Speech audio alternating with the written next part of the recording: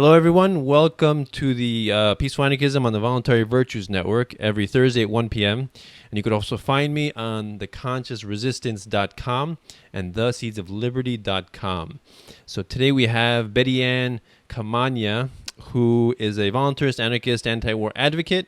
And more importantly, the reason we're going to talk is she's a peaceful parenting, unschooling mama of 5 kids, a 32-year-old, a 30-year-old, a 27-year-old, 14-year-old, and a 13-year-old. And so she's coming to us from Florida. And so she unschooled her kids in the 1980s before YouTube, Wikipedia, Google, if you can imagine that, before the internet, before Skype, before long distance calls were free, as they are today, right? As the era of the landline, long extension cord phones, right? Yeah. So she's greatly influenced by the work of John Holt, and Yes. so she used a lot of his books and writings to help her in her unschooling endeavors. So we're going to ask her all about that because I'm sure a lot of people, even today, a lot of mothers are having problems unschooling and homeschooling, even with all the information available on the internet. And not to mention, how can a person do it when unschooling and homeschooling was even less popular doing it without the internet? It's really an amazing achievement. So Betteanne, thank you for coming on the show. I'm happy to be here. So yeah, why don't you start us off with maybe a little bit of your background and how you came to the philosophy of homeschooling and unschooling. And I remember you told me before that when you did it, there wasn't even the term unschooling, right? It wasn't even around. So so tell us a little bit about the history, how you came to learn about it. Well, we do attachment parenting, so we really believe in meeting our children's needs and not forcing or coercing them from the time they're born. We know they're little humans, and so as they grew, we never had like bedtimes or they ate when hungry, they slept when tired. We always went with their unique flow, and because every child that's born is unique and different. So when it came time for school years, we knew there wasn't going to be a one size fit all. We just knew that wasn't going to be good for our children because children are just so unique. They all learn different at different times. They all have different learning styles. So it kind of just was an extension of our attachment parenting and peaceful parenting. And so if you send your child to school, you're kind of forcing them to wake up at a certain time, and you're forcing them to. A lot of children don't want to go. They don't want to be separated from their parents at such a young age, and they would cry. I've seen kids cry. They don't want to go to school, and so I'm like, there has to be a different way. So we decided we were going to homeschool and take it from there. We didn't really know what that looked like. All we had was Growing Without Schooling magazine, and we had the John Holt books, which were very beneficial. You would go to your library and, search for things, which there wasn't very much information back then. And so we kind of got the philosophy that just like our children learned how to nurse, to wean themselves, to crawl and then walk, to talk, we didn't teach our children those things. Like children are born hungry to learn. They want to know about the world around them. And so we just kind of took that whole philosophy and just every stage and age, it just built from there. And so when they start being curious about letters and letter sounds and seeing words and, wanting to know what they say, it's just learning is such a natural thing when it's not forced upon a child or, trying to make them do things against their will. And so the main premise is enriching your child's world, like enriching what they're into, cheering them on. And that's the main premise of unschooling. And so you just do it through the grades, what would be grade school years, into the middle school years, into the high school years, and then they just leave the nest soaring because they've never lost their love of learning. Yeah, yeah. I wrote an article maybe a month ago, 2 months ago, called "Learning and Living Are Inseparable," and exactly what you said, that it is impossible to live without learning something along the way, right? That's what true curiosity, true education is, right? Is learning. It's not. Yes. It doesn't only happen in a drab cinder block building at desks, Yes. right? As a So, matter of fact, learning is stunted in that environment. I believe learning is stunted in that environment. When did being in a classroom become the real world? Never. Never. Like, people are like, well, they're not in the real world. And I'm like, they live in the real world. They're in the real world every day. Like, when did being in a classroom become the real world? When did that happen? yeah. I don't know. So what were some of the things that your children, as children, young children, that they were interested in when they were young? That's interesting, because it's our Natalie was always very extroverted and full of energy, and loved people, and loved numbers, was so into numbers and into math. And as the years went on, like by the time she was in high school, she actually asked me to get her a math tutor for calculus. And she went into the mortgage industry. And so she was doing very well. And she had bought her own house by 22 years old. But the mortgage industry went kaput. As you know, like, we had that big downturn. So she went into restaurant management for a while. But now she's back in the mortgage industry again. But so she was always into numbers. And so it's almost like your children are born with a bent. Like, you can actually see it in them. You can see what they're drawn to, what they love. And so just, if you nurture that it will grow. It will grow. And then our daughter Carmel was always into like health and nutrition and exercising and skincare. And as the years went on, it was the skincare, all the makeup. And she went to, after our homeschooling or unschooling, went into to be an esthetician. But the funniest thing was our son Ben, because even though we played ice hockey, he was a goalie from age 5 until he was 17. He loved in the kitchen mixing up chemicals, kitchen chemistry. He was always working with chemicals and food dye and coloring. He was very artistic, and I have pictures of him at 3 doing my husband's hair, my hair. It was like him. So he was about 15, and he said, if I don't make the NHL, which that's every little boy's dream who plays ice hockey, I guess I need a plan B. And I'm like, probably that's a good idea to start thinking of a plan B. And he said, do you think Dad would mind if I went to cosmetology school? I'm like, if that's what you want to do, hey, we're right behind you. We cheer you on. So yeah, so I guess he was probably like 16 going on 17, and he felt like he's ready to go now. And I'm like, okay, so, well, most kids, to go to cosmetology school, you're going to need either like a GED, or, what do you want to do with that? Like, a lot of kids take like an 8-week course for the GED. And he goes, well, can I just try taking it and then see what happens? I'm like, sure.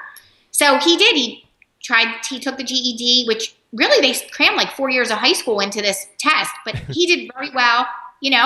He got his GED, and he was finished his cosmetology school before his buddies were even finished high school. Oh, shoot. I hear that so often from on the homeschooled and unschooled kids. That's so awesome. Yeah, and he loves it. As a matter of fact, he's flying to California next week for Sassoon School, and he's been to Miami for extra schooling, and the New York Redken Exchange. Like, he has all these certifications. Like, that's the great thing about unschooling. They never want to stop learning new things. Like, they just keep going. And I see it with all my older kids, and even with the 2 teens that we're still unschooling. Mm-hmm. Yeah, I follow a lot of John Taylor Gatto. Do you follow any of his stuff? Oh, love him. Yeah, I have the book Weapons of Mass Instruction. I still have to get to read it, but I read a lot about him. I heard a lot of his speeches. And one thing that he says I really love is when he said genius is as common as dirt. Because, everybody is like, I hope my son becomes like Mozart, like Beethoven, like, these geniuses. But the thing is that the way I look at parenting and education is like, we don't have to do much. For like, people tend to think that kids are like blank slates, and we have to put all the effort to write on these blank slates what we think they should know. right? And it's more like they are these diverse and unique individuals that have their own Yes, passions and desires. And really, what we need to do is help them with resources, but mainly just get out of their way. that's right. Like, just let them do what they're gonna do. That is very true. That's right.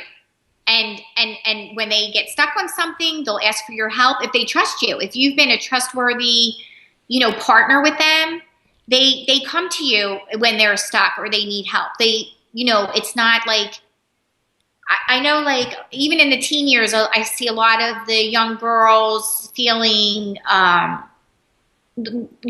so close to their parent because they've had all this like almost like oppressive rules on them. And so they won't go for like help. And I'm like my girls, like they'll come to me and say, can you help me with this? Or can you help me get to do this thing I want to do? Or you know what I mean? They trust you because you've proven yourself trustworthy. You've respected them and respected their opinions, and you value. Sometimes they might not make the decision you would, but you still have to respect them. And that's when, you're partnering. You're not like this authority over them. You're partnering with your child. And that goes, you really have to do that if you want unschooling to go well. Yeah. Oh, yeah. There's a major aspect of authoritative parenting, which is the appeal to authority, which is like, I am the adult. I am older, stronger, more experienced than you. Therefore, you have to, shut up and listen. And, it doesn't matter what you think, right? I'm more experienced and bigger and stronger. And also, that's also the argument for spanking too, right? It's like I get to tell you what to do, and so it's a really an unequal situation. And the same thing when you go to government school, it's an unequal situation. It's there's the authority figure that hands down the information, and then there's the subjects, the students that receive, memorize, regurgitate onto a test. And it's so sad because, like what you said, I don't view myself as an authority. I view myself as an equal, like as an advisor. Even, if they want to ask me, they can ask me. I'll give them my advice, but they don't have to take it, right? So, right. And hopefully they can see the value of your advice, because just by, if they don't follow it, then there'll be natural consequences. Not that you're going to do something to them, but that your advice is so valuable that they would want to follow it. Right. And you give them all the information. That's really important. Like communication is so important in unschooling, and giving them information. Like things as simple as like brushing their teeth, let's say. Like from a young age, we get fun flavored natural toothpaste even before their teeth come in, and just kind of get in the habit of like, tickling their things, and they think it's fun. So if you start when they're young, making things fun and exciting and giving them a choice about it, then they're not going to buck. Like, so when they do get their teeth, you're like, we would ask our kids, can we brush your teeth now? Like, is that okay? Like, cause then I think when it's like forced upon them, they want to back away from it. So long story short, just by, us having good habits, them watching us, they wanted to brush their teeth, but there's other ways. Like I know unschoolers who don't force their kids to brush their teeth, and they don't want to brush them, but they give them like healthy foods that can take tartar off, and like there's other ways. Like they can do coconut oil pulling, and there's other ways. But I have to say, like, I'm really thankful all our adult children left home with no cavities. These two at 13 and 14 have cavities. So, obviously, it's just respecting them enough to not be forcing yourself on them. That's their body, but we give them the information too. Well, if you don't want to brush your teeth, this is what could happen. Or, if you don't want to eat these healthy foods, although we've never had restrictions on foods or anything like that. But it's funny because my children tend to gravitate towards healthier, like foods, I think, that nourish their bodies well. But we always had treats around and all that. So there's like a whole scope of, it's not just unschooling, it's a whole lifestyle. Like you wouldn't want to, we don't have any restrictions as far as like restricting, well, you can only eat this, and this at this time. So it all goes hand in hand. If you want it to work well, it's really respecting them and them trusting their own body when they're hungry, what they need. Because even sugary foods, sometimes they would need that. Like before a sporting event, their body might crave sugary foods, and they're going to need that extra energy boost. So I think if we trust, that the whole thing is trusting your child. trusting you're that unique individual child. What their body needs, they're going to crave. Mm-hmm. When their body needs to sleep, they're going to want to sleep. So it's just really trusting your child and their unique clock and what their body needs for nourishment. It's about trust. Yeah, I love that about the trust, and you know, in voluntarism, there's a principle called self-ownership, which completely applies to peaceful parenting, because when you recognize that you as an individual have self-ownership, you own your body, you own, you know, everything about you is yours, right? You nourish it, you take care of it, it's yours, it's nobody else's. Therefore, children are individuals too, right? And their body is theirs. Therefore, anything that would alter their body permanently, like circumcision, like some people pierce the ears of the girls, you know. Oh no. I mean, that's, to me, self-ownership violation, right? And so I am, and you know, the circumcision thing, that's something that I kind of understood before, but you know, when I thought about it in terms of voluntarism, it just makes sense. It's something, it's about consent, you know. If they want to get circumcised, they're going to come to an age where they can make that decision, right? And they can choose to do that with their own body, but to do that, to make a physical permanent alteration on someone's body and then say that they're not going to remember it, that's a completely ridiculous argument. It's like you can cut the finger off of an infant and they're not going to remember it, but that doesn't make it moral. You know? Right. That's right. You know, agreed. So it's really trusting they are their own person. And so, like, I know there's some unschoolers that say, well, we unschool everything except for we don't have any sugar in the house, so they're not allowed to have sugar. Or we unschool everything except for we have to do math workbooks. Unschooling's not going to work, because if your child's sitting at the table sulking over this math workbook that you're saying you have to do that before you can get up to play, they're going to buck. They're not going to math won't be fun for them. They're not going to like numbers like they would if you would just let them naturally learn about the numbers that are always around us. All the time. There's numbers in everything we do. Math is always all around us. So that if you want unschooling to go well, it's kind of like you have to really dive in wholehearted and make a decision that you're going to trust that child that you're looking at. Because even somebody could tell you, like, well, we do this for unschooling or we do this, but really look at your own child and go, like, trust them to know what their need is. So we'll go much better. What would you say to somebody who said, I'm going to play a little devil's advocate, you know, what if your child just wants to play video games all day? Or what if they just want to play outside? Like, you're just going to let them play? What would you say to somebody like that? Oh my goodness. I'd be like, do you know how much learning is involved in those video games? Like Minecraft. There is, I mean, they're actually using Minecraft in schools now because it's so educational. There's so many, they learn how to code. There's so many, like, there's so much they can learn from that. Like, as a matter of fact, a lot of the reading for some of my kids came from playing games online all the time.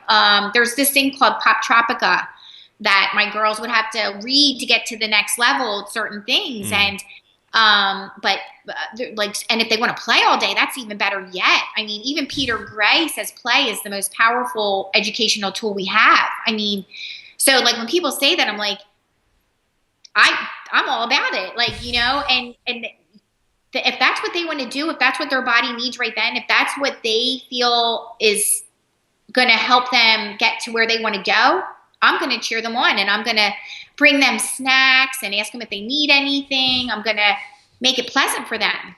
Yeah, I'm going to be, it's like, I'm all about that. That's so beautiful. You're going to make me cry. It's just so, it's amazing how revolutionary that sounds to most people, but it's really not. And the only reason I think people bring that up is because they see in their own kids that are forced to go to these government schools, and then they come home and they give them even more homework to take away more free time at home. And then when they finish all that, all they want to do is just watch TV or play video games and just get away from it all. And then so they're like, you see, that's what they would do if they wouldn't go to public school. But the way I look at it is like, well, actually, they're kind of like deprogramming, calming down after being forced to do things against their will for like most of the day. You know, that's what they want to do. Let them do. Yeah. And it's funny because like people who initially start unschooling really need to de-school themselves.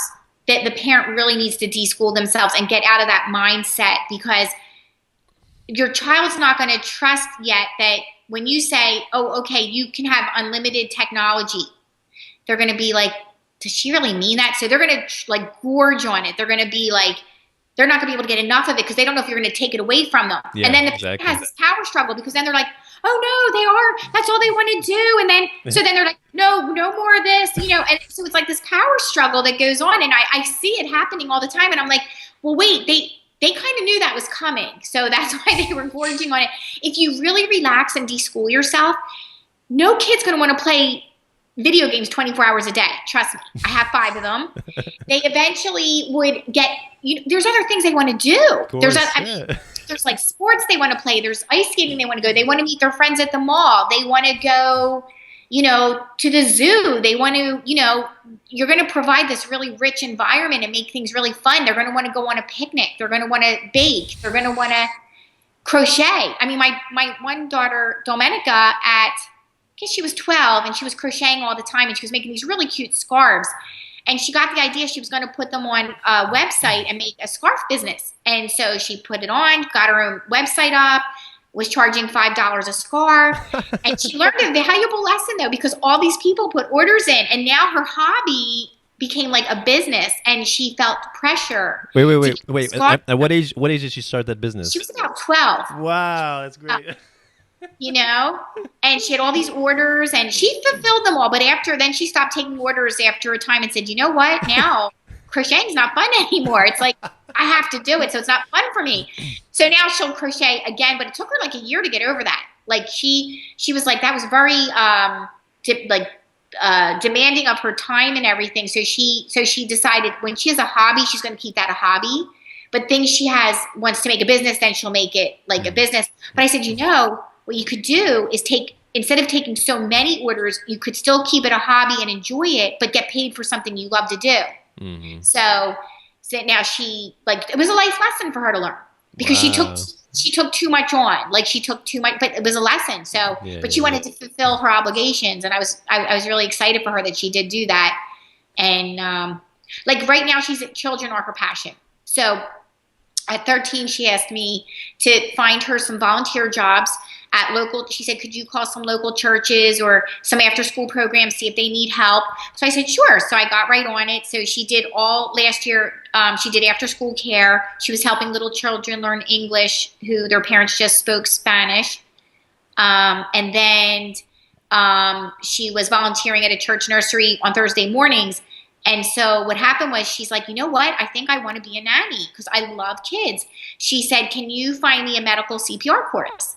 So I did that. She just passed that recently a couple weeks ago at 14. So now she's like medically trained with CPR. She can use I can't say defibrillator. Defibrillator. Yes, that. And her, the instructor of the class at the the American Heart Association said, oh my goodness, she did so great. Like she was with like all these like nurses and stuff. And it was so cool, So it's like you just really help your kids get to where they want to go. And and this is a child that never had any limits on her technology and could have played video games all the time. But trust me, they want to do other things. Like, so. Yeah. And the other thing, I went in the Joyous Schooling or Joyous Living? Oh, Joyfully Rejoicing. There you go. Rejoicing. That's a really great website for us. Yeah, really Joyce great. Writes beautiful. Joyce, I love her. Joyce Federal. If you want to learn a really sweet way to unschool, she's one of my unschool heroes. Joyce Federal. She writes the Joyfully Rejoicing. Oh, it's so beautiful. I was reading some of the description, the way she describes it, and she was saying the fundamental difference between authoritarian parenting and unschooling is, authoritarian parenting and going to government school basically focuses on the goal, right? It's goal oriented, right? You're doing this to get a job, to get a good, to get a nice house, a nice car, and all that stuff. Earn a lot of money. Whereas, unschooling is more about the path, right? The means, Sure. what do you do along the way? That's more important. It's like, are you enjoying yourself along the way? Because if you're not, then what good is the goal? Right. It's so true. It's so true. And, I never looked at like, well, what are my children going to be? Because they are right now. Isn't that a weird question? What are your children going to be? Yeah.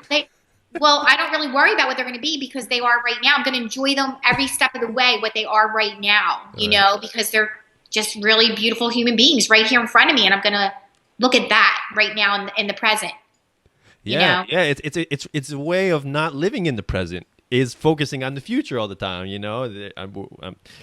they're focusing on this. What are they going to be? They're going to be that, so they're not there yet. So it doesn't matter what they're doing now. We're focusing on that, So it's really. And I tell people when my brother said to me, "Oh, your kids are going to end up selling beads on a beach," and I'm like, if that's what they want to do, if that makes them happy, I support them. If that's what they want, all we really want for our children is to be kind and loving, peaceful adults and just love what they're doing. That's the important thing. You want them to just really be good human beings. You want to fill them with like lots of encouragement, lots of love. And, hopefully if we all peacefully parent, we're going to raise a generation of peaceful adults and then we're going to have a more peaceful world. See that? So, what a revolutionary concept. Yeah. And you actually remind me of this economist, Jeffrey Tucker. He's a voluntarist and an anarcho-capitalist. And one of his quotes about, somebody asked him, like, how do you make the world a better place? How do you improve the world? And he's like, the best way you can make the world a better place, besides peaceful parenting, of course, and unschooling, is you find something that you are passionate about and interested in and skilled at, and you just do that to the best of your ability. Yes. And if you can make a business out of it, all the better. But that's how you make the work. Just do what you're best at and what gives you the most happiness, and and that will like permeate into other people and make them happy. It's like it's amazing. It's amazing that needs to be said. It's true, but if you do what you love, you're really not working a day in your life. And I think what else is important to remember is, to not get that mentality of I have to. I never look at like, oh, I have to do these dishes or I have to do this laundry. I look what I get to do for my family. Look how I get to show them how I love them. Look how I get to make this healthy meal for my children. Like instead of looking at like I have to, it's that whole change of thought.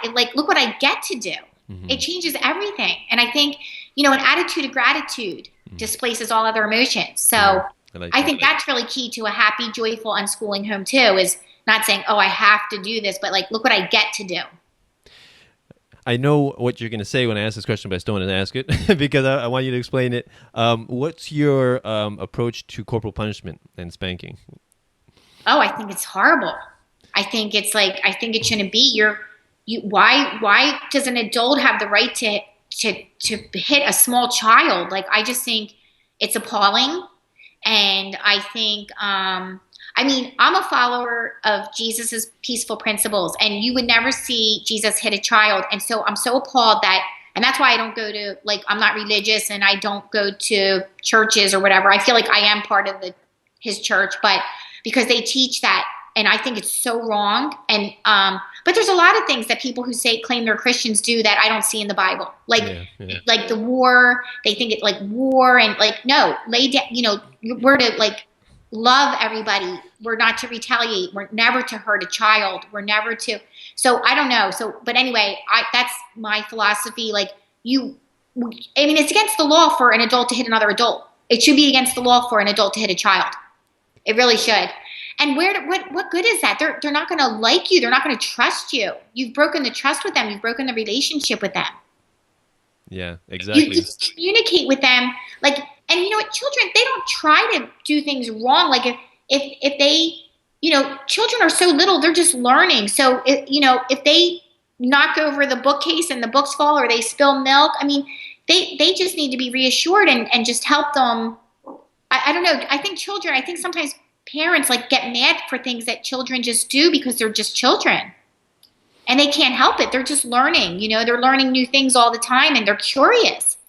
And I think, my children, one thing, they never had a temper tantrum. They never had to, when you're really into your kids, you can kind of read them. You see, are they hungry? Are they tired? Are they, you know what I mean? You can kind of meet their need before they even have to cry for it. Or you can tell if they're, like at the food store, if I see children, like the mom says, no to this, no to that, put that down, stop that, instead of being like, oh, are you hungry? Do you need something? Like how different that is, and how the child wouldn't have to have a temper tantrum if like the parent could see there's a need there. They don't know how to voice that they're having a need.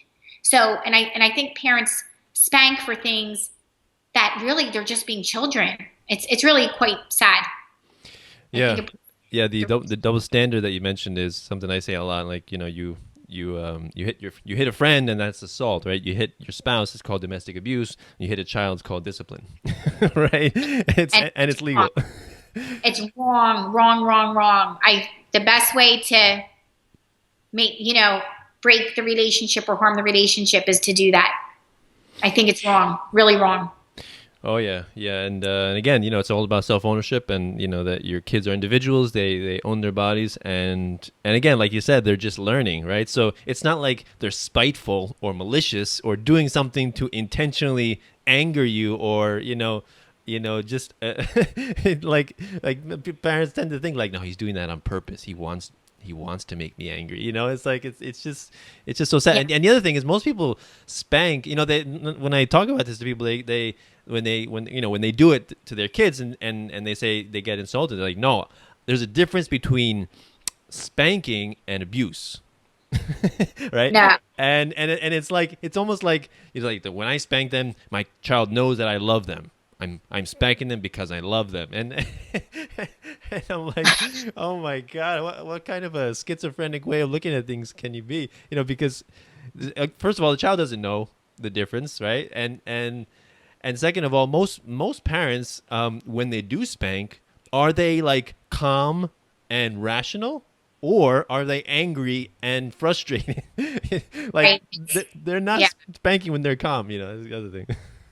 It's like wrong. I think it really should be outlawed. I think it should be illegal, just like, domestic abuse, like you're saying, or you can't assault another human. Well, here's a precious child. You're so much bigger than them. Yeah, it should be illegal. I mean, I'm not illegal because I don't really believe in that either. I think, why can't adults just realize it's wrong? Yeah. I mean, I think it's really the precursor. All this type of violent, authoritative parenting and spanking and corporal punishment is the precursor to going to government school and being a subject in a system where you are not respected as an individual. You are part of the collective, and you're basically just taught to be cog in a wheel and just a worker, drone, and not to be an individual, not to be creative and imaginative, not to be an entrepreneur, not to respect your own desires and passions at all. Right.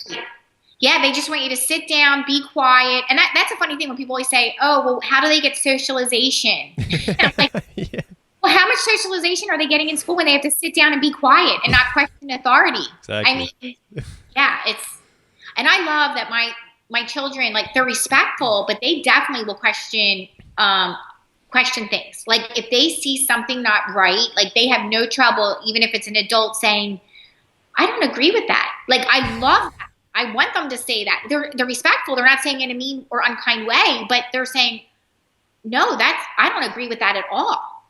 So I love that about them, and I want them to question. Yeah, one of the saddest things that I see is when a parent brings their child into like some public place, like a medical office or some maybe something like that, and then they tell the child, sit there and be quiet. And then the child does exactly what the parent wants. Sits there and is very quiet, very obedient until the parent comes back. And when I look at that, I'm like, how much violence and spanking must there be and shouting in the household for the child to be that obedient? Mm-hmm. Right? And it's very scary to think about that, because that's not how children should be. They shouldn't be like they're in boot camp just taking orders from like their superior. Right. Well, it's a funny thing about that. My one daughter, when she was 8, she was getting a physical. She had to get a physical for something. I forget what it was. I guess play on a sport team or something. And the doctor said, well, I have to check here. And my daughter grabbed her arm and said, no. And I mean, no. And she's like, it was so funny. I'm like, go, Giovanna. Yeah, I was like, yeah. I'm like, she said no. If she doesn't want you to touch her there, then it's no. Wow. Snow. That's really Yep. great. Really great. Yeah. So Yeah. Like my kids in when we go into public, my again, like you said, I have a 3-year-old and a 5-year-old, and they have no problem talking to adults. Really, no problem. They're not afraid they're like, we're just walking around the park, and my daughter, 3-year-old daughter, she's yelling, that's my brother Marcus, and I'm 3 years old, and I'm wearing a nice dress, and this is my scooter. And she's just talking to people, and I just love it. She has no fear of other people. No fear of adults, and I think that's how kids are born. They're born without a fear of authority, right? Right. And that's beaten into them by authoritarian parenting. yeah. Right. Right. And that doesn't really go anywhere good for life. Like really for them to be able to, like you're saying, be creative, use their gifts and talents, and to be able to communicate what's inside them. They need that. They need to have a voice. They need to be able to speak their mind, and we should respect that. Like I really believe children should be respected and honored. I mean, they're like our future. Like They are our future. Yeah. yeah, really. So we need to really, build them up that way, and not to be so compliant, or I don't want that. I don't want to say, oh, be careful. I want to say, be brave, be courageous. Yeah. I like that. Yeah. So tell me how your family, like, were you raised, how were you raised regarding unschooling or this approach or spanking? Yeah. Or? I'm one of 8 kids, and it was a completely different life. I won't get into any details, but I wanted my children to have the childhood I always dreamed of. And I'll leave it at that. Yeah. Okay. Because it's really rough. Wow. It was very hard. It was a very hard childhood. And what about like when you were in the process of homeschooling or unschooling them, how did your family react to that? Well, unfortunately, a lot of my siblings are teachers and went into teaching and vice principals at public schools. Wow. And they did not like it very much at all. Wow. But ironically, my one brother, who's a vice principal at a school in Pennsylvania now, he started a program. He really does have a heart for kids, and God bless him. I'm so glad. He really does love kids. But he started this program for children that would end up in like a youth detention type place. They were children at risk and children who had maybe committed some minor crimes, and they would have went to like a school where they had to live there. But my brother said, let me try and help these kids in a different way. And he actually asked me about the homeschooling or unschooling because he wanted to individualize curriculum to them. He thought maybe they could do better instead of feeling so lost. And so he really came to me years into it and said, how do I do that? How do I like try to make a curriculum for them individually? And I said, well, look at that particular team. What are their strengths? What are their weaknesses? That kind of thing. So, meet them where they're at, and, try to get in there, like really communicate with them, really listen twice as much as you're speaking to them.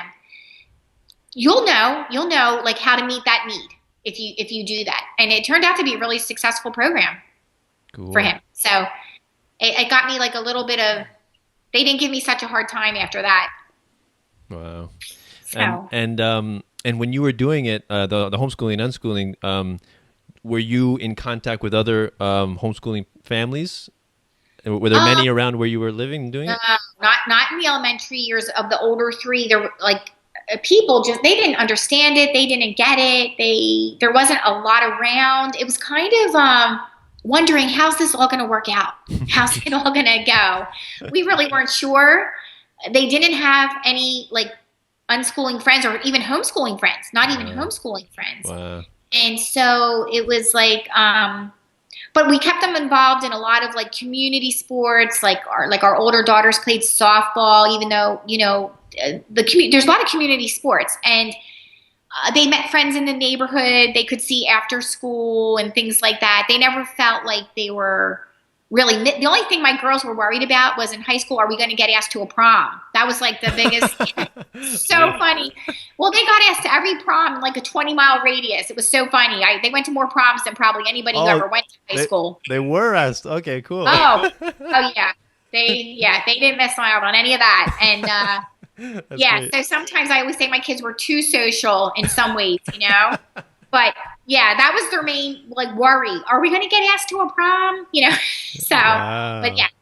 yeah. That's It, that's that's great. Yeah, I mean, I'm constantly in contact with a few homeschooling and unschooling families around here, and we're always out and about in museums and parks and playgrounds and trails and going on the mountain, the beach, and just in the forest and just doing stuff, and I love it. I just yes. love letting them free play in the woods. It's like what better way to learn about stuff than like today they saw a spider with like looked like eggs on it, and then they had they saw it was like a fish carcass, but like just the bones, and then so they were marveling at that. It was Yeah. just wonderful. It's great today. I mean, with now my teens, they have a ton of homeschooled and unschooled friends. Oh, So cool. they're always doing things we always have people over to our neighborhood. Like we have swim parties all the time here. And it's so great in Wow. the day. Like we actually say now, like, "Ugh, summer's here. Now everything we love to do is crowded. Like, it's like, cause we like to go to in Florida, they have the water parks open all year round and stuff. So we can go in the day when nobody's there. The beaches are clear. Now we avoid them on the weekends, like in the winter, we avoid them like on the weekends, but now it's just so crowded. Everybody's out of school. It just really mucks things up. like, It's like everything's it's like you want people just stay in school, stay in school. We're yeah, we're enjoying yeah. ourselves. I mean, You're like on our turf now. We like it all. It's like they have a lot of school friends too that they hang with, and especially on their like my Domenica on her sports teams, like a lot of her team buddies, they go to school, so she hangs with them at different times and too. So it's all good. Yeah, they can get along with anybody, my girls, but they're very social. Like I love with these two that there is so many activities for the homeschoolers and unschoolers. So they're very involved with that too. It's awesome. great. Yeah, you're very blessed to have it at this time and where everything's there's so many support groups and so many avenues to it was so different back in the 80s. Oh my Like you were god. just really alone. You were really and people didn't know what you were doing. And they were like, "Is that legal? Is that?" That's what they would say. You can school your own kids. Like, and they picture you like 8 in the morning till 5 sitting at the kitchen table. Like, no, it's not like, no, they are living and learning all the time. Yeah. Yeah, it's so funny that you say is it legal, because that's one of the basic ideas of voluntarism is they say that the slave asks, is it legal, and the free man asks, is it right?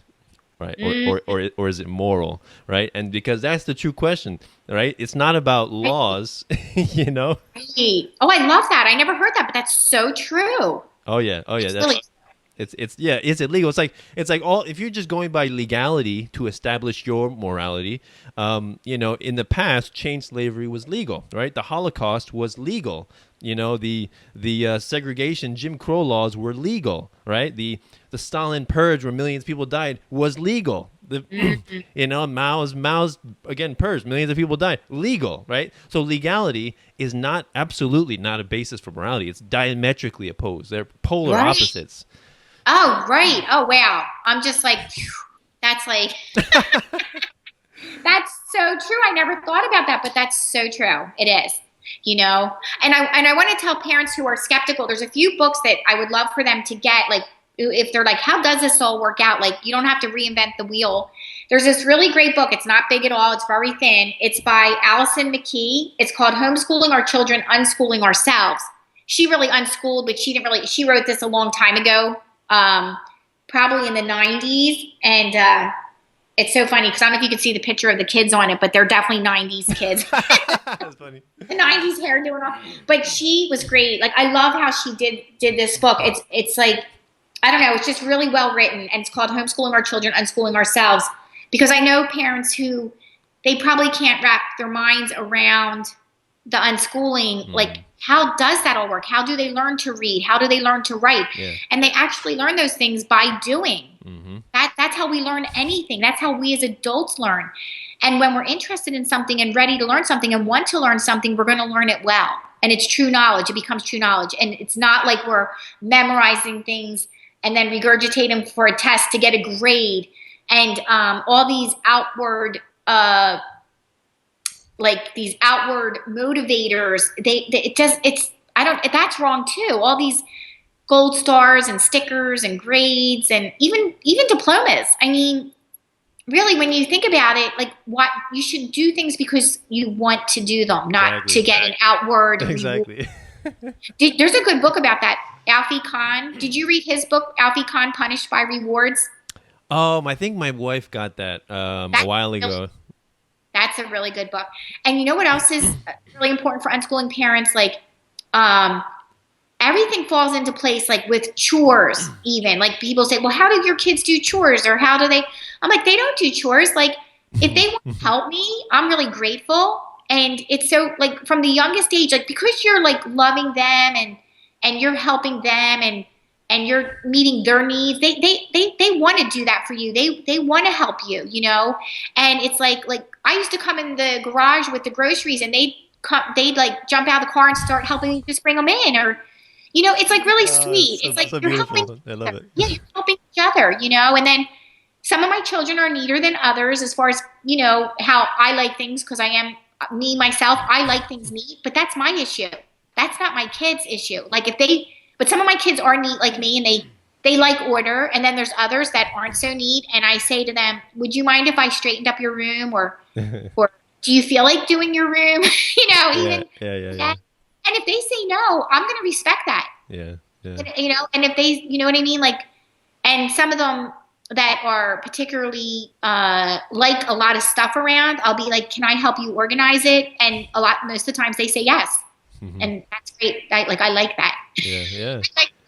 You know, but I'm not going to like force it or say, oh, well, I'll give you this if you do this, or like, I want them to do it just out of a cheerful heart. Oh, that's so beautiful. I love it. You know, that brings to mind another voluntarist concept, which is good ideas do not require force. Yes. To basically distill what you said about, you know, the stars and the punish and the rewards and punishment, you know, that's basically what it boils down to, right? Good ideas do not require force. And if your ideas require force, then your ideas are worthless. That's right. That's right. Which is the essence of every single law and tax, you know, tax that is, you know, by the threat of punishment. Yeah. Right.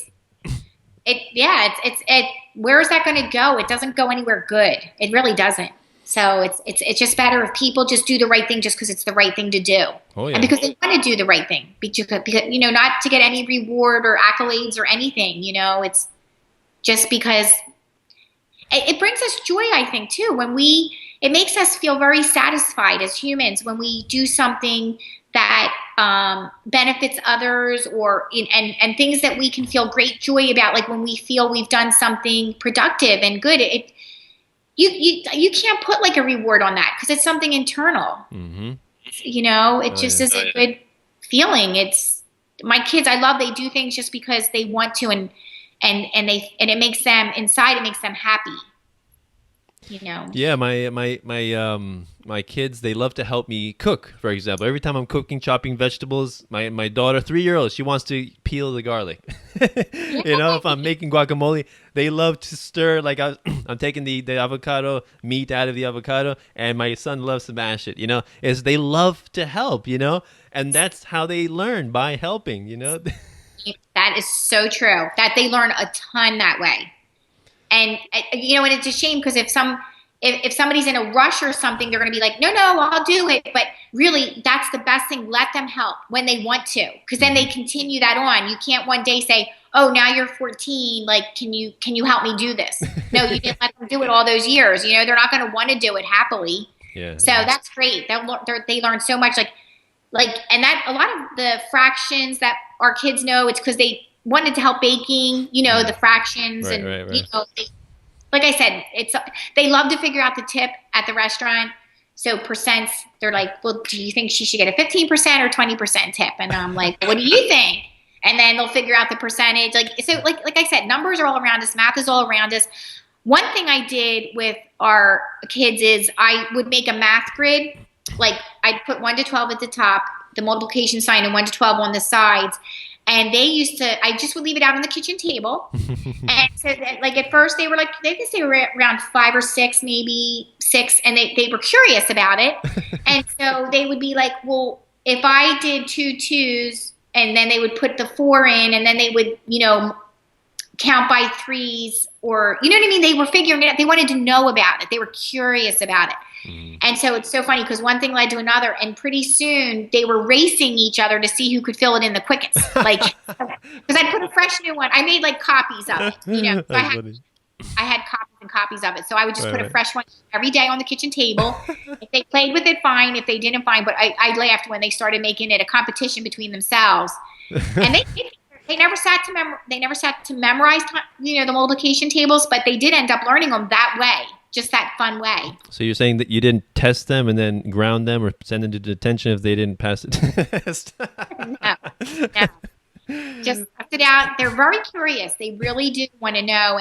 And with the whole reading thing, I'd get like easy readers, and we'd sit on the couch and snuggle, like, each children around me.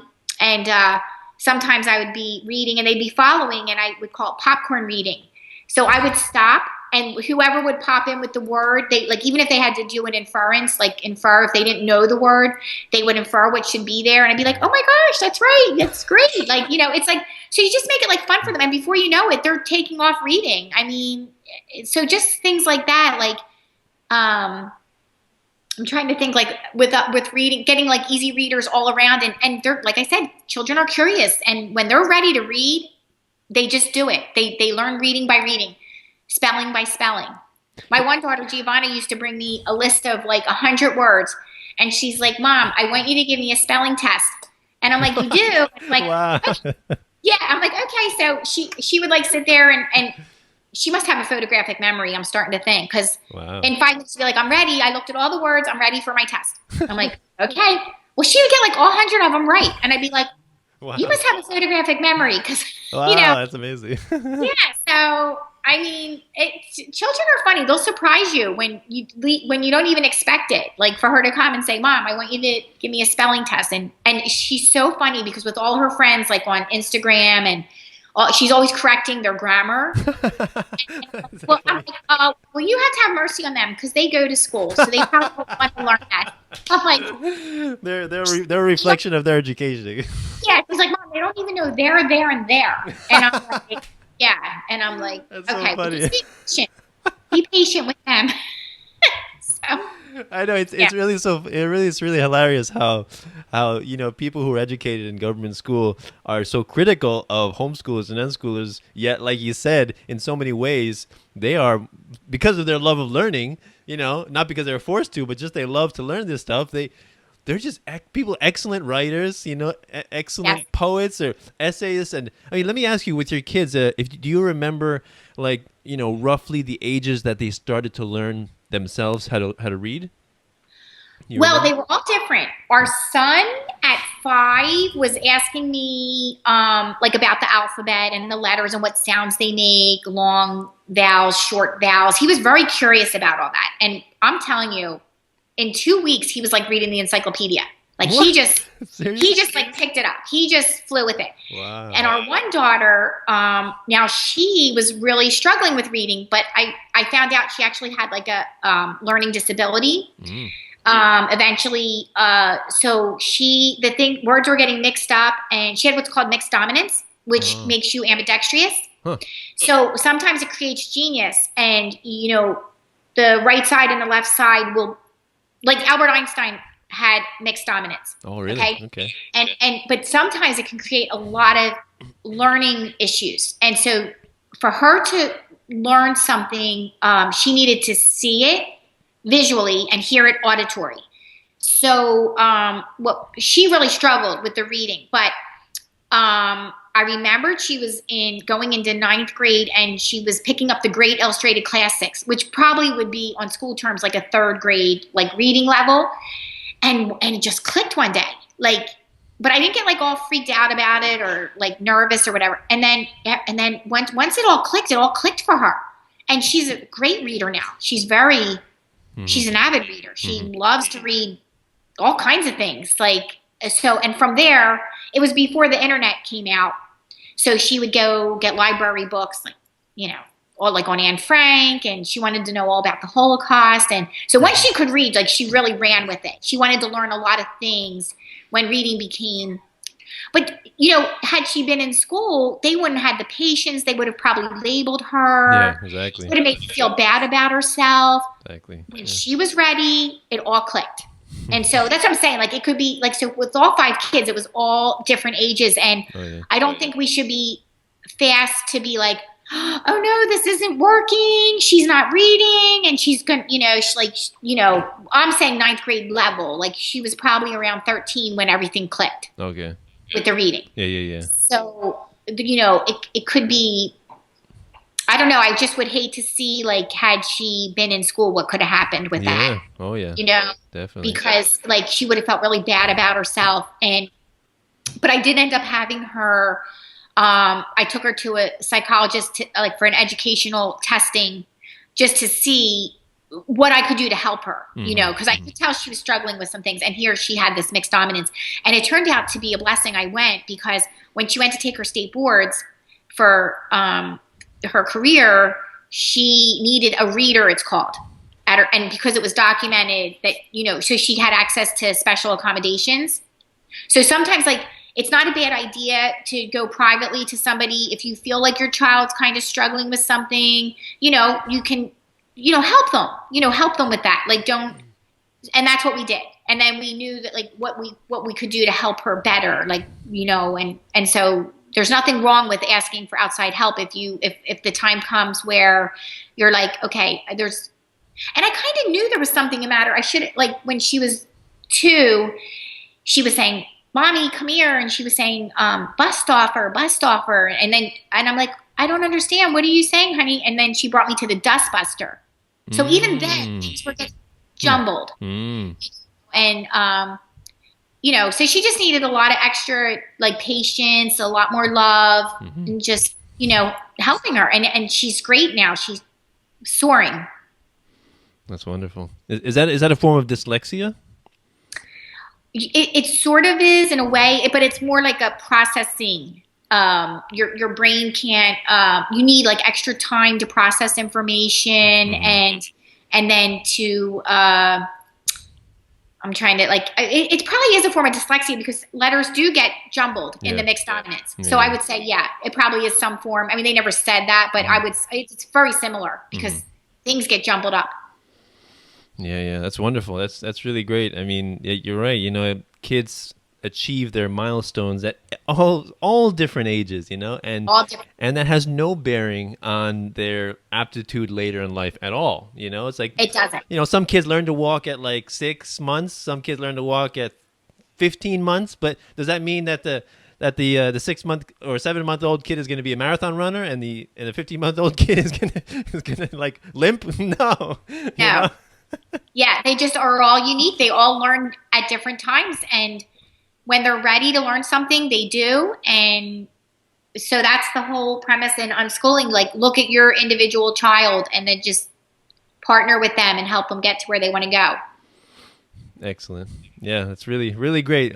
So before we go, do you have any other books that you want to show the listeners? Now, if somebody has older children, this is one of my favorites. It's called the Teenage Liberation Handbook: How to Quit School and Get a Real Life in Education. It's by Grace Llewellyn, and I've probably bought 50 of these books. I'm friends with Grace on Facebook, and I told her that I should probably start getting free ones now after you buy 50, because I hand them out to every 13-year-old that hates school. Wow, and great. The kid loves me. I don't know about the parents, but the kids love me for it. Wow, and great. And then they work on their parents to try to get their parents to sign them out of school. Wow, it's a good one. Really good resources. Cool. Really good resources. And then another one is the Uncollege Alternative. I don't know if you can see that. Yes, I've heard of Uncollege. Yep, Uncollege. Love Uncollege, because, college is a funny thing anymore. You really have to weigh, is it worth the investment? Yeah, actually, I wanted to ask you about that too with your kids. Yeah, really do, because I know so many of my older kids' friends who went to college. They can't find jobs in what they went for. They're back home living with their parents. They're like 32. Like, my daughter's 32. Some of her guy friends are 32, living at home. Mommy's still doing the wash. And I'm like, no. And massively in debt in addition. Yes. And have all this debt so they can't move out. So really, it's like, I'm not a big fan of college. I mean, unless you're going for a particular thing that you know is needed. You know, like special ed is going to be needed because unfortunately so many children have autism today. 1 in 30 vaccinated boys is autistic. It's so sad. It's staggering, actually. Yeah. So a special ed is going to be needed. And, you know, there's certain things that are going to be needed that you would need college for. But all this whole thing with like, oh, our kids have to go to college. Like, it's not really worth the investment anymore. And the debt that's accrued, it's like, they just can't get ahead. And it's like a mortgage sometimes. Yeah. Right? Yeah, I know. And you know what I'm really into about this mortgage for you young people today? I tell my kids all the time, the tiny house movement. I love that. Oh, I heard of that.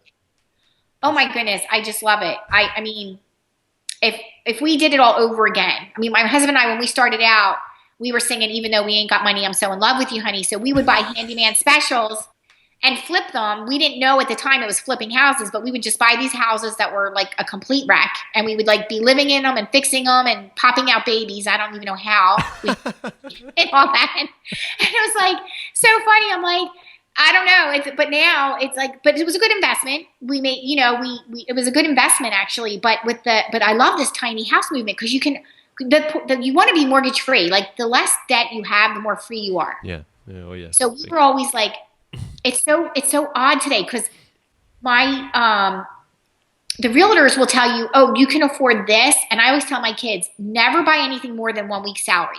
If you buy anything more than 1 week's salary, you are going to be house poor. You're going to not be able to live. So, but now they'll tell you can afford like your whole salary, and that's like then you're house poor and you can't do anything and you just can't get out of debt. Yeah. You know, so we're like, and if you don't have the money, don't buy it. Save for it. You know, that's another thing that can entrap people. Oh yeah. So, yeah, I don't know. It's like, it all goes hand in hand. Like the unschooling is a very free, it's freedom for your kids, but it's also freedom for you because you find out like what you can do without, like, what do you really need? And cause all children really need is time, TIME, time and love and nurturing. That's really, they don't need a lot of stuff because like everything in nature's like you're saying, you went to the park, you went to the forest, you watch the ants crawl, you know, you go to the creek, you catch fish with bread and corn on a string. I mean, it doesn't take a lot of money. It just takes a lot of time and love. Yeah, dedication. Yeah, the unschoolers are the one that's doing the difficult job, and the kids, the parents sending their kids to government schools. They're like, they're the ones treating the government school basically like a babysitter. You're like, right. I don't have time to deal with you. I got to get to work. Just go here, and I'll see you later. Right. Yeah. So it's just great. It's really a great. I think children really thrive and blossom, and there's like it's not one size fits all. No. They're unique individuals.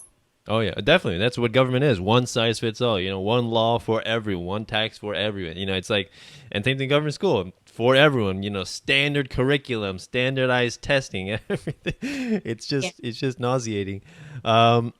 So do you have, is any other books you have there to show or? Well, if there's any people that follow Jesus, this was a good one for them. Just his peaceful principles. It's called Christian Unschooling, and it's about his peaceful principles of how he drew pictures in the sand and, you know, told parables, and very gentle. It's a very gentle book for, I don't know how many of your listeners follow the Lord, but to me, it was really sweet. It's a really sweet book of gentle parenting and a gentle way to, because parents have this like dream in their head of what it's going to be like, but then there's like a reality, you know, I think, or not even dream, maybe it's a nightmare actually. They think, oh, I'm going to have to like sit at the table for this many hours and I'm going to have to be like spoon feeding information into my kids or no, it's, so this book like is very freeing of that. It's like, you know, no, like just be there to like help your child when they ask and tell a parable or, you know, write in the sand, show them pictures. It's really sweet and gentle.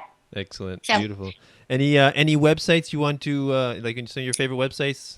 My favorite websites would be Sandra Dodd, Radical Unschooling. I also really like Joyce Federal, Joyfully Rejoicing website. And what's my other favorite one? What they should do is go on Facebook and type in unschooling in the search. There's so many unschooling. I'm trying to think who else I love. And you also follow Dana Martin and stuff. Oh yeah, Dana Martin. She's a good one. Yeah, she does the peaceful parenting and no forcing or coercing, and yeah. So that's another good one. Can you elaborate a little bit on the difference between the approach of Dana Martin and Sandra Dodd? Well, Sandra is her kids are all grown now, her unschoolers, and so she's been like a pioneer too. And she has a lot of it's very thought-provoking. It is radical unschooling. It is a radical unschooling. And but she can get people think it can be she can be harsh, mm-hmm. but it's only because she's not being harsh. She's really getting you to think words really matter, mm-hmm. and to really but people look at that as harsh. Dana's softer and approach is more gentle. But I know Sandra's doing it to me it's really benefiting the children. How she gets the parents to really think about what they're saying. It really benefits their kids. So, but it's but they actually parents feel like they're being how do I want to say? Well they're being challenged in their thoughts, and sometimes people don't like that. It's abrasive sometimes if they don't really want to hear that, but it really benefits the children. What she's saying is really good for kids, I think, mm-hmm. But Dana's just more gentle with her approach to helping, the unschooling. Mm-hmm. That would be the difference. Cool. Okay. No, I just wanted to clarify that because I did interview Dana Martin in the past, and she's a really wonderful, amazing woman. Very, like you said, very gentle, sweet, kind-hearted. And one of her things is, one of the things she says I remember is kindness is revolutionary. I'm like, isn't that an amazing thing? How can kindness be revolutionary? Does that really need to be said? It's just. Isn't that something? I know. And I always say that kindness matters. Yeah. Kindness matters. It does. But to think that it's revolutionary, I mean, where has our society went to that's revolutionary? I mean, that should be in us, Oh yeah. But that's why unschooling can create those, we're leaving that legacy for our kids, and then hopefully their kids and their kids' kids. We're going to leave a legacy of kindness. Yeah. That's about it. It's about creating a more peaceful world by educating the next, or raising moral, empathetic peaceful people to populate, and hopefully I heard it mentioned by another friend of mine who's also unschooling. He's like, it's like a soft form of eugenics because we're raising, by changing in order to change the world, we're raising peaceful, moral, and empathetic people, right? Yes. Not through anything harsh or violent, but we're attempting to outbreed the violent people, basically. Amen to that. Amen. And love is our resistance. Yeah. Love is our resistance. It's love does conquer all. Mm-hmm. I think it will in the end it will. Yeah. Beautiful. Love it. I love the message. Beautiful conversation. Betteanne, thank you very much for coming on. Thank you for having me. I appreciate it. So this is if anybody wants to donate to the show, be more than welcome. We accept Bitcoin, PayPal, and any other form of value. If you want to send gold and silver through the mail, good luck. But I will find a way if you really want to send it. But yeah, any form of donation, monetary support would be much appreciated because I do this as a labor of love, and it's nice to get some support for encouragement, right? We all need some encouragement. Although I really enjoy, putting this content out there. So thank you very much, Betteanne, for the wonderful conversation. So this is Peaceful Anarchism. on the Voluntary Virtues Network and theconsciousresistance.com and theseedsofliberty.com. Wishing everyone have a wonderful day. Take care. Bye.